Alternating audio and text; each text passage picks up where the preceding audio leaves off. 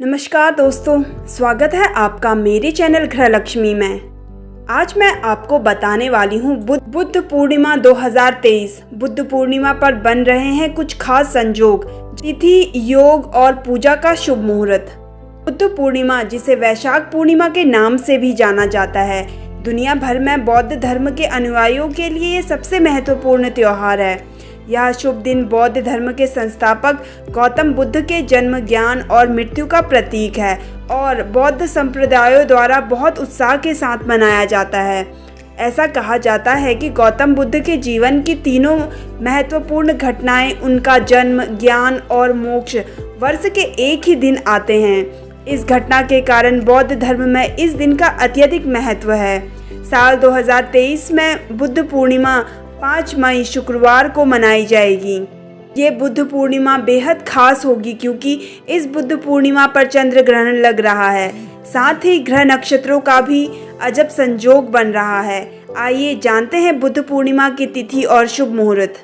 बुद्ध पूर्णिमा 2023 तिथि वैशाख मास के शुक्ल पक्ष की पूर्णिमा तिथि आरंभ 4 मई गुरुवार रात्रि 11:44 से शुरू होगी और इसका समापन 5 मई शुक्रवार रात्रि 11:03 पर होगा। उदया तिथि के अनुसार बुद्ध पूर्णिमा 5 मई शुक्रवार को मनाया जाएगा। इस बार बुद्ध पूर्णिमा पर चंद्र ग्रहण और सिद्धि योग के साथ लग रहा है भद्रकाल। 5 मई को वैशाख पूर्णिमा या बुद्ध पूर्णिमा के दिन चंद्र ग्रहण भी लग रहा है। दोस्तों, इसी के साथ जानते हैं वैशाख पूर्णिमा के दिन पूजा का शुभ मुहूर्त प्रातः 11:51 से दोपहर 12:45 तक का रहेगा। भद्राकाल प्रातः 5:38 से 11:27 तक का रहेगा। चूँकि इस भद्रा का वास पाताल में है, इसलिए इसका दुष्प्रभाव धरती पर नहीं पड़ेगा। वैशाख पूर्णिमा का बड़ा ही महत्व है। इस दिन दान, पुण्य और धर्म कर्म के अनेक कार्य किए जाते हैं। इसे सत्य विनायक पूर्णिमा भी कहा जाता है। बौद्ध धर्म के अनुयायियों के लिए इस दिन का बड़ा ही महत्व होता है। तो दोस्तों, साथ ही जानते हैं वैशाख पूर्णिमा व्रत और धार्मिक कर्म। वैशाख पूर्णिमा पर व्रत और पुण्य कर्म करने से शुभ फल की प्राप्ति होती है। इस पूर्णिमा व्रत की पूजा विधि अन्य पूर्णिमा व्रत के समान ही है, लेकिन इस दिन किए जाने वाले कुछ धार्मिक कर्मकांड इस प्रकार है।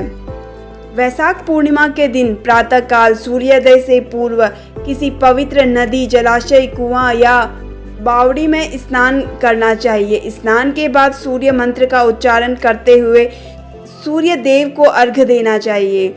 स्नान के पश्चात व्रत का संकल्प लेकर भगवान विष्णु की पूजा अर्चना करनी चाहिए। इस दिन धर्मराज के निमित्त जल से भरा कलश और पकवान देने से गोदान के समान फल मिलता है। 5 या 7 जरूरतमंद व्यक्तियों और ब्राह्मणों को शक्कर के साथ तिल देने से पापों का क्षय होता है। इस दिन तिल के तेल के दीपक जलाएं और तिलों का तर्पण विशेष रूप से करें। इस दिन व्रत के दौरान एक समय भोजन करें।